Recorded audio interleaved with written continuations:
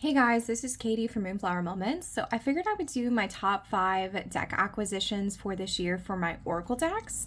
So I started out this year feeling like I didn't like Oracle like at all. And I even said that in a video several times. And one of the decks that I'm including on this list actually completely changed that perspective for me. And so, towards the middle of the year, towards the end, I brought in a ton of Oracle decks, and I want to share with y'all the ones that were, I think, my top 5 Oracle deck acquisitions this year. Now, I am choosing to say acquisitions because I purchased 4 of these, and then I got another one sent to me by review from the creator. But I'm so thankful that they chose me to review their deck because it very quickly slotted into my top 5. So the one that I want to show you first is going to be the Divining Poets deck, specifically for Lucille Clifton. This is a deck of 78 cards that I've been using for my Tarot Advent journey. So I want to share with you, I picked out a few of my favorite cards and put them on top. So I'm going to read them to you. And I just find that Oracle decks with verses really, really work well for me. So this one says, what I can promise to be is water, water plain and direct as the Niagara. I got this on a day that I was feeling incredibly emotional, but like my heart chakra was kind of open. And so I feel like it fits. Somewhere something is choosing. I can feel it dancing in me. On the day I talked about commitments with my classes. Back into the life you love, dancing as you would dance. The day that I came back from break, from Thanksgiving break, and was starting school again. Keep this in the place you have for the keeping. I love the concept of that. You have a place for the keeping. Circle beyond the ironwork encasing your human heart. We will wear new bones again. We will leave these rainy days. So they're very short messages, right? It is the life thing in us that will not let us die, but incredibly potent. And so I've been using these on my altar, and this is a newer deck. Like, I think I've only had this for like a month, but I'm going to count it to be one of my top 5 Oracle deck acquisitions of the year because this is just so deeply me. All right, coming in at number 4 is going to be the Spread deck, the Shadow Work edition created by Holly Nelson. This is the deck that was sent to me for review. And I had never thought about using a deck in this way. So this is an Oracle deck, but you can also use it as like a backdrop to build spreads. So it's kind of multi-purpose in that kind of way. I've done a lot of readings with my best friend in particular where I've gotten her to pick out cards from this deck. We've done that several times. And I've done readings for her throughout that. And I feel like when you have a client or you have someone pick out the cards that they want to be read on, it just involves them so much in the experience. And I think too that sometimes like the process of getting a tarot reading, especially if it's a longer one, can be overwhelming and kind of confusing for some people. So when my friend has like these key phrases up at the top to remind her of like what I'm reading on, I feel like it helps keep like the process more grounded and more approachable to people that are new to tarot readings. So I used it a lot with her. I also used this deck a lot for myself. I was going through some pretty significant things earlier in this semester. Of course, I'm a teacher, so I think about time in terms of semester. So like August, September. And I both picked cards from this deck deliberately and then also let the deck, I'm not editing that out. It is what it is. The deck pick for me. And I found that to be a good experience because like I myself was feeling very overwhelmed at that time. And sometimes like we forget what spreads we're pulling from. And I don't always want to journal my experiences. I do journal most of the time. But sometimes like we're running on dysfunction and like the concept of like putting pen to a paper is just like one extra step that makes it kind of inaccessible for us. And so I didn't have a lot of spoons. So I used this to remind myself of like the different spreads that I was pulling for myself.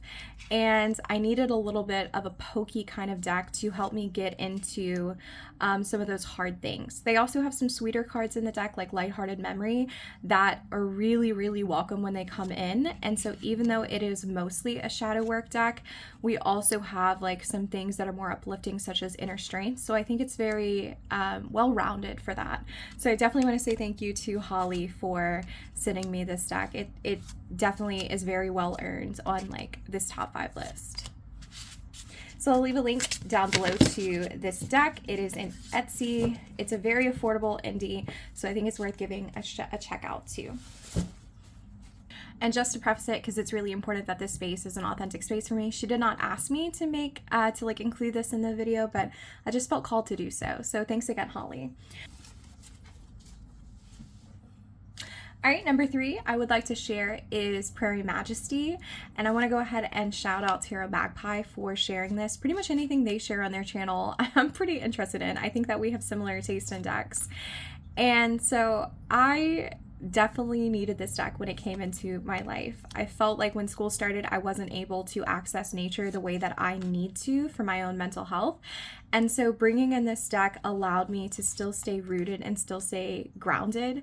The Great Blue Heron, for example, is an incredible spiritual symbol for me. And so one day I pulled this and I broke down crying because it was nice to see that the blue heron was still with me, even if I wasn't able to go outside in nature like I wanted to seek it. So I know that that's a little like woo and a little sappy, but I get sappy about nature, and so I can't help it. I love an Eastern tiger swallowtail. I think that this is not the best depiction of what one looks like. Actually, it doesn't look like one at all now that I'm looking at it, but I appreciate that nod to that. And the fact that this is drawn in a black and white scale kind of reminds me that even if you're not seeing the physical entity in front of you, the black and white scale, especially with such a heavy emphasis on the black in this deck, reminds me that conceptually these animals are always with you. And these questions are damn good.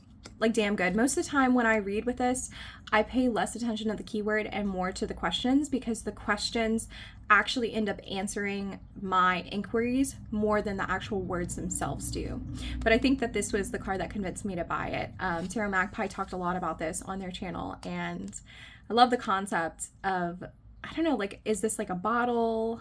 Is it just a close-up image of the roots underneath the soil? I don't know. I'm a soil gal. Anything that has to do with the dirt is right up my alley. I feel very grounded in that way. And I love the variety of creatures too. We also have earthworm in here. That's something you don't usually see. So it's sweet. It's sweet. This deck has kicked my ass this year though. These little questions, you think that am I singing my song? You're oh, that could be very uplifting. But after you're done crying for 20 minutes and you pull this card, hell, even for 60 minutes, because I think that's what happened, and you pull this card, you're oh fuck, I'm not singing my song. And we even have the circle around my, I don't know, it's a gut punch. So this is number 3. I think this could definitely end up being number 2 by the end of the year though. There's a strong possibility because I'm using it quite a lot. Now I'm going to get into 2 that I used a lot over the summer that taught me to give oracle decks a chance. So number 4 is going to be very beloved on my list. I think that this one might be out of print, so I'm so sorry about that. And that's going to be Secrets in the Mystic Grove. I did edge this deck, albeit very poorly. I shouldn't have edged it. I don't know why I did, but just to let you know, it comes with white borders. So that was me. I was still learning. So Secrets of the Mystic Grove is exactly what I want in a deck, all the time. I love rich colors like this. I like a moody color palette. My wedding color palette was moody like this. And there's something about this that reminds me of the height of summer, maybe the beginning of early fall, when things are just feeling at full blast, but also very moody at the same time. There's a fantasy element to this that makes me really wonder if I would is it called Tarot of the Mystical Dreams? Is that what that deck is called? The one, Tarot Mystical Moments. There we go. Tarot Mystical Moments. Because it reminds me a lot of that, just with a different color scheme. There's something really intriguing to me about these women, looking very elegant, but yet letting birds build nest in their hair. I think that's cool. There's kind of this beauty to this. That is really grounded in the human's participation with animals, and I appreciate seeing these 2 creatures that are walking very different life paths still come together and recognize each other as individuals. So I like seeing the interactions between the humans and the animals in there. And I got this deck for still a normal price. I think it was $35. So I don't know, I might be lying when I say it's out of print, but I can't find it anywhere on US Games. And I know this is a US Games deck, but I was able to snag a copy on Amazon for this for like $35. So if you're interested in it, I do think that there are copies available for you if you're looking for them, but I couldn't help but put this on my list, even though it is, I believe, out of print. Could be wrong. Y'all let me know if I'm wrong, because if it's still in print, I'm super excited about it, because people definitely need to see this deck and use this deck and work with this deck, at least in my personal belief. The guidebook for this is a stunner. I'm not going to get into it now, but it has basically 3 different questions for each card that are very potent, and I think it's worth checking out. So she's gorgeous. She definitely matches like my cloth really well. Love that. Okay, and then the last one. So let's see where we're at. The last one is the deck that changed it all for me, y'all. It is the one that made me love Oracle. So shout out to Faceted Garden. Absolutely. I need to get the other decks by Claire Mack. I think that the Rain Shadows Hero seems interesting to me, but not as interesting as like her other Oracle. I can't remember off the top of my head what it's called. Is it like Illuminated Earth, I think? I think that's what it's called. But I think Claire Mack has a deep understanding of what it means to be rooted to the earth. And like words like perennial, this shit knocks me out. Whenever I see the word perennial in a reading, I think about like the longevity of that perennial, how the roots have seeped so deeply into the soil. For me, it's more than just rootedness. Like it's a commitment to come back every single year again and again and again. And when you want to get me started on like an Oracle deck, if you want to get me started on anything ever, just bring up plants and give me a keyword that is related to plants and to earth and to ecology, and I can talk to you about gemstones. I know very little about like crystals per se and like gemstones per se. Like I'm not like a crystal girl, I would say, but like the concept of like a rock and like the fact that this rock is like very reflective of what's around it, and like there's still like something hidden within the dirt that's worth like seeking out. Like on a metaphoric level, this deck deeply works for me. The colors are really great too. Like I said, I like a moody color palette, and so this looks really great next to like my NOLA Tarot Cats. I have a few other decks that like it just shines next to, so it is a perfect friend for most of my other decks, and it's just deeply treasured. Like I'm so damn grateful that this deck came into my life at the time that it did, because I was about ready to like write off oracles in general, and like it both like really helped me and then also really fucked me over because like it helped me to see oracles as like a valid form of divination. I think I kind of struggled with that for a little while. I've had a lot of uncannily accurate readings with this deck that made me like believe in like oracle decks in general, but also at the same time, like I was spending way less money on decks before I fell in love with this, because I would tell myself, no, I don't need an oracle deck, I only read tarot.